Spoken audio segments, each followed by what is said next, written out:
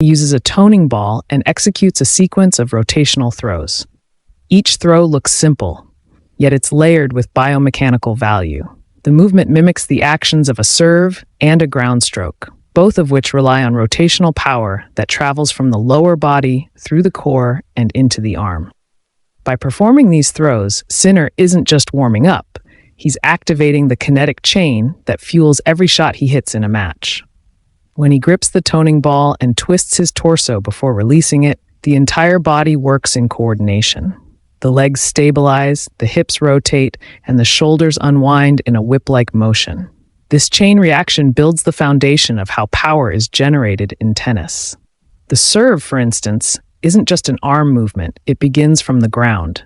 The push from the legs transfers energy upward, the hips drive the rotation, and the torso adds torque that finally channels through the arm into the racket. Sinner's ball throws replicate this flow of movement perfectly, allowing him to fire up every link of that chain.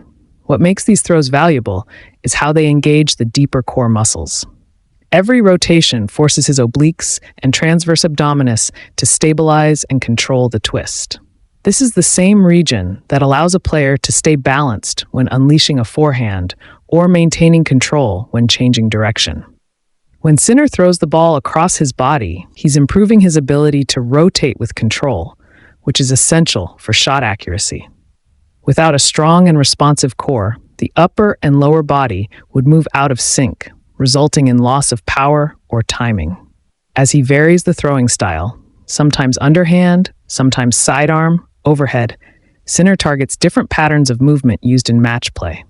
The underhand throw helps with low rotational power, similar to how he might attack a forehand from below the ball. The sidearm motion engages the shoulders and obliques in a way that mimics a cross-court ground stroke, where quick hip rotation and shoulder release create the sharp angle.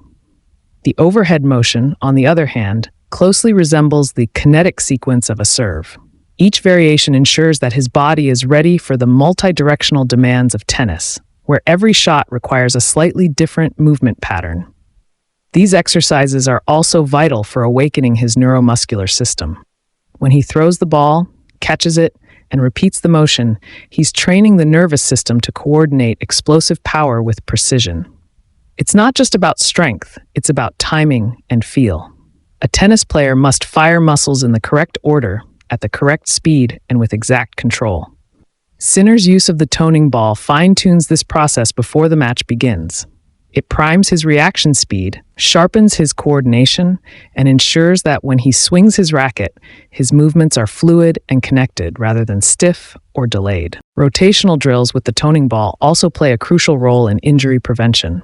Tennis places significant strain on the shoulders, hips, and lower back due to repetitive twisting and extension. By practicing controlled rotational throws, Sinner strengthens the stabilizing muscles around these joints. This controlled load prepares his body for the intense torque generated during serves and forehands. It helps the joints move smoothly through their full range of motion without overloading any single area. The result is improved mobility paired with stability, two traits that protect against common overuse injuries in tennis. Another important element lies in rhythm and tempo. When Sinner performs these movements, he's not rushing. Each throw has a rhythm that matches the pace of an actual shot. The act of winding up and releasing the toning ball conditions his mind and muscles to find that natural tempo that transfers seamlessly onto the court. During a match, rhythm dictates shot timing and fluidity, especially under pressure. A body that has rehearsed this dynamic flow during warm-up responds more efficiently when the real exchanges begin. His lower body also benefits significantly from these rotational movements.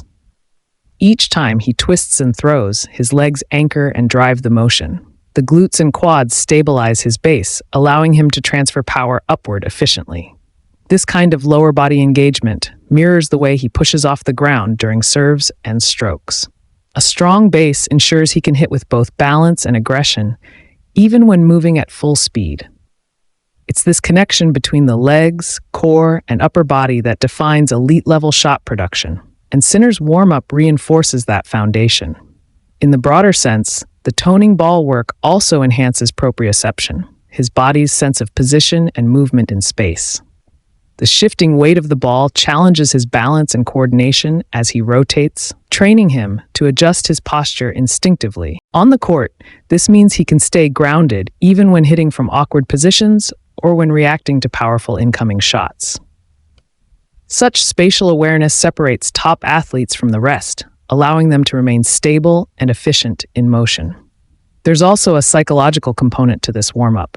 The repetitive rhythm of the throws and catches helps Sinner focus. It acts as a bridge between the pre-match chaos and the mental zone required for competition. Every throw becomes a cue to lock in, to feel his timing, and to center his concentration. It's a way of syncing his body and mind into a single unit, ready to perform at maximum capacity.